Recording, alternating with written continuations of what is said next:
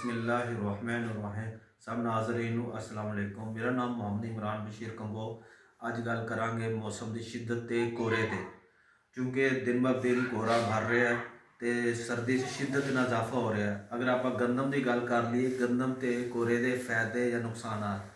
गंदम ते कोहरे का फायदा आवा, अगर कोहरा घट होवे तो खुराक की सर्कुलेशन रोवे तो फिर तो कन्नै बूटा बनाती है, नवियां शाखा कटदी है, उत्ते वधदी नहीं, वो तो है फायदा।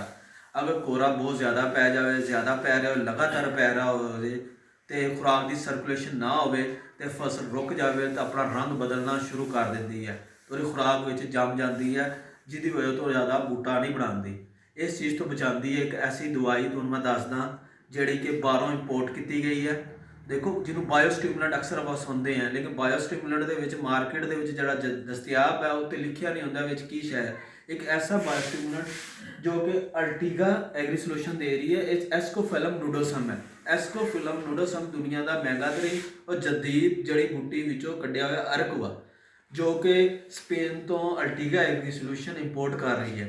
क्योंकि समुद्र के जी जड़ी बूटियां होंदियां ने, जिवें एस्कोफिलम नूडोसम है, कि इहदा काम आ हुंदा है कि खुराक नूं जां जड़ी बूटी जी उत्थे जिंदा रह जाती है, उत्थे की हुंदा नमकियात ज़्यादा होंदी है और इहदे विच कुव्वत मुदाफत ज़्यादा होंदी है। ਜਦੋਂ ਆਪਾਂ ਅਲਗਸ ਆਪਣੀ ਫਸਲ ਤੇ ਕਰਾਂਗੇ, ਫਸਲ ਦੇ ਵਿੱਚ ਕੁਵਤ ਮੁਦਾਫਤ ਜ਼ਿਆਦਾ ਆਏਗੀ, ਉਹ ਗਰੋਥ ਹੋਏਗੀ। ਇਸ ਤੋਂ ਇਲਾਵਾ ਇਹ 'ਚ ਫ੍ਰੀ ਅਮੈਨੋ ਐਸਿਡ ਵੀ ਹੈ। ਅਮੈਨੋ ਐਸਿਡ ਦੋ ਕਿਸਮ ਦੇ ਹੁੰਦੇ ਆ, ਇੱਕ ਹੁੰਦੇ ਨੇ ਐਲ ਸ਼ੇਪ, ਓ ਸ਼ੇਪ। ਇਹ 'ਚ ਉਹਨਾਂ ਨੇ ਐਲ ਸ਼ੇਪ ਫ੍ਰੀ ਅਮੈਨੋ ਐਸਿਡ ਪਾਏ ਹੋਏ ਨੇ, ਜਿਹੜੀ ਬਣੀ ਬਣਾਈ ਖੁਰਾਕ ਹੈ। ਲਿਹਾਜ਼ਾ ਜਿਸ ਤਰ੍ਹਾਂ ਹੀ ਮੌਸਮ ਖੁੱਲੇ ਕੋਰੇ ਤੋਂ ਬਾਅਦ ਆਪਾਂ ਨੂੰ ਆਪਣੀ ਫਸਲ ਤੇ ਅਲਗਸ ਕਰਨਾ ਚਾਹੀਦਾ ਹੈ। अपनी फसल चाहे आलू ने, आलू भी कोहरे तो बचाना है। आलू ग्रोथ वाल गए हुए हैं, मुकम्मल ने 80 तो 90 दिन ने, उत्थे आप अलगस लाजमी करिए।